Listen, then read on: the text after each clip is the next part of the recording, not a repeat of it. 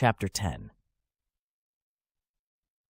The roads were clear all the way to Milwaukee. They arrived at Katie's apartment just before 4:30. It was in an old part of town, not too far from downtown. They parked on the street in front of two identical 4-story brick buildings. They entered the building on the right, which happened to be at the end of the street. Katie led Joe up the stairs to the 3rd floor. The building had no elevator. Katie opened the door and said, "I'm sorry, Joe, but I need to hurry up and get ready for work. I'll show you around later." She then disappeared into the bedroom.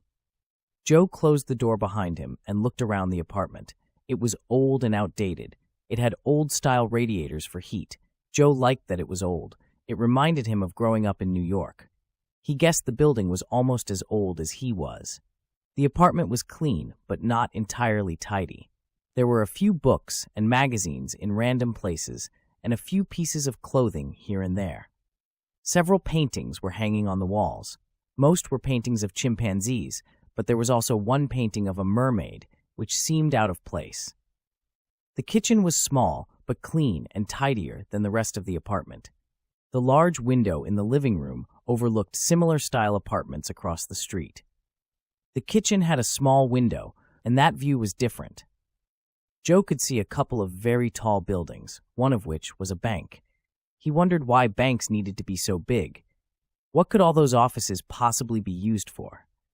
After about 15 minutes, Katie came out of the bedroom wearing a dark red knee-length skirt, a matching shirt with sleeves just past the elbow, and a neckline that showed off just enough cleavage but not too much. The entire outfit was skin-tight, showing off her perfect curves. "How do I look?" she asked. Joe looked at her and said, "Wow, that's all I needed to hear. I've got to go," Katie said before quickly kissing Joe and heading to the door. "Wait a minute," Joe said. "Were you planning on leaving me here?" "I'm sorry, Joe. I have to work. I will only be a few hours.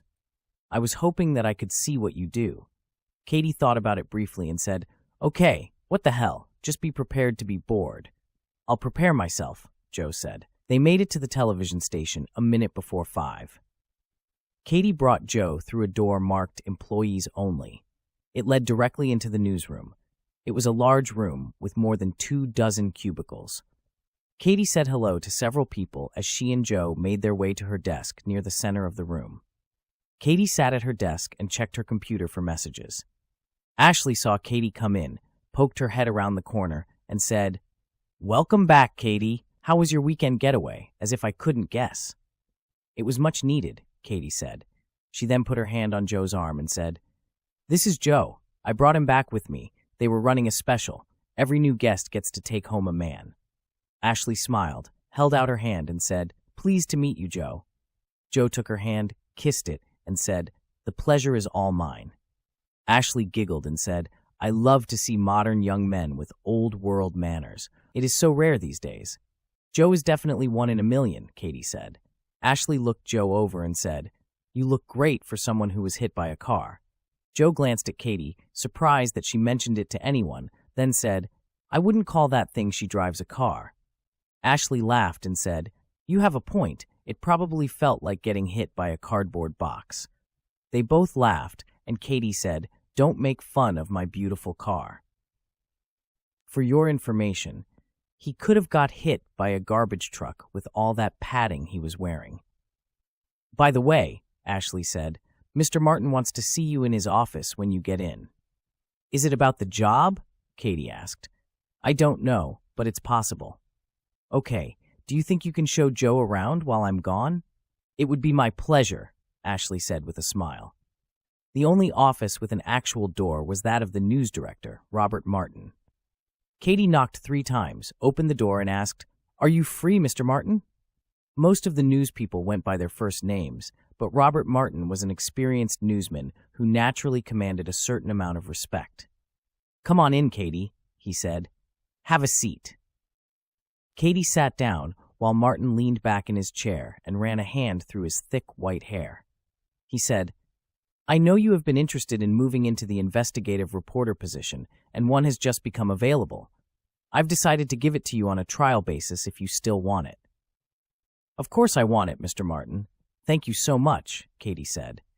"If you don't mind me asking, I heard Kevin was in the running for the job. Why did you pick me over him? Kevin looks good on television and has a great speaking voice, but I need someone who can dig into a story and find the truth. Quite frankly, I don't think Kevin could find steak at a butcher shop. Katie tried to hold back a laugh and said, "Well, I appreciate the opportunity, sir. I will try my best not to let you down. That's all I can ask. I don't expect perfection on your first day. If you enjoy the work, you will do fine. If you don't, well, I'll keep your old job open as long as I can." "I appreciate everything you have done for me, Mr. Martin," Katie said. "One more thing. I want to start using my real name." "That has always been your choice, Miss Kowalczyk. I never believed people cared much about names. What they care about are personality and trust." "Yes, sir. That's why I decided to go back to my real name. So, do you have an assignment for me?" "Yes. Go home and relax. I want you to be well rested and ready to go tomorrow." "Okay, I will do that. Thank you again, sir." Katie met Joe and Ashley in the newsroom when the meeting was over. Ashley asked, "What happened? Did you get the job?" "I got the job," she said excitedly. "That's fantastic," Ashley said as she hugged her friend. Joe waited his turn and hugged Katie, saying, "Congratulations. So what now?" "Now, we spend some time together. I have the rest of the evening off." "You two lovebirds have fun," Ashley said. "I'll see you tomorrow." When they got into Katie's car, Joe said, "I am very happy for you. I hope this new job is everything you hoped for." "Thank you, Joe. I hope so too."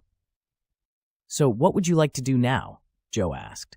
"Honestly, Joe, I just want to pick up a pizza and go home. We can hang out and watch a movie if that's okay with you." "Sounds like a perfect night," Joe said. Katie called and ordered a pizza before they left the parking lot. The pizza place was almost on the way home, so they stopped and picked it up. When they got to Katie's apartment, she got a couple of plates from the kitchen, and they sat very close together on the couch. They both put their feet on the coffee table, and Katie looked for a movie that they could watch together. She found one that seemed to amuse her, so she put it on. When Joe realized what movie was playing, he said, "Highlander? Really?" Katie laughed and said, "There can be only one." She then tried to tickle Joe but found he wasn't ticklish. On the other hand, Joe found Katie very ticklish and took full advantage of it. Wait, Katie said, laughing. "The pizza." Joe took the plate from her hand and put both plates on the coffee table. He then went back to tickling her. She was on her back laughing, and Joe was on top of her when the tickling stopped and the kissing started. This time, there was no foreplay. It was fast, rough, and passionate. The movie was still playing, and sparks were flying on and off the screen. When it was over, they sat next to each other on the couch again and finished their pizza. They didn't bother getting dressed. Katie said, "That's the first time I ever ate pizza naked." "Nude," Joe corrected. "What? Nude. We ate pizza nude." "What's the difference?" "Naked is when your clothes are off. Nude is when you have no clothes on." "Again, what's the difference?" "It's more of a feeling. Naked means you're missing something. Nude does not convey the feeling of being without. Do you feel uncomfortable being without clothes right now? Well, no. Then you are nude. You're pretty smart, Joe." "I have a lot more useless information up here," Joe said, pointing to his head. "Just ask." Katie laughed and put her head on his chest. "That was also the first time I ate pizza nude," Joe said. "So, I guess that was our first. "I hope we have many firsts together," Katie said. Joe turned off the television and said, "I was thinking, before it gets too late, do you think you can contact that Croatian woman and ask if we could speak with her, contact directly? Assuming she is local, that is." "Of course, Joe," Katie said. "Do you think you can learn something useful from her?" "I don't know. I hope so." Katie got her laptop and brought it back to the sofa. She opened it and typed out an email. After she sent the email, she closed the laptop, set it down next to her, and said, "That was the first time I sent an email while nude." "Let's see what else we can do while nude," Joe said before leaning over to kiss Katie. This audiobook continues on the next video. For more information on this book and others by this author, please visit charleshuss.com.